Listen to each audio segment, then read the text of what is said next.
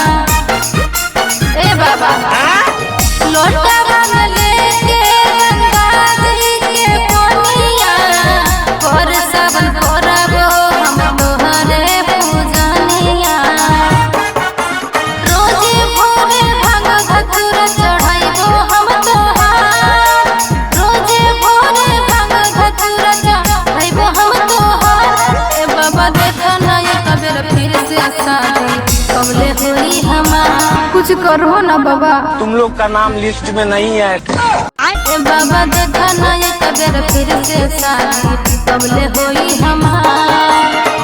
अब रे सदिया हो ना जीते बाबा बोलो ने।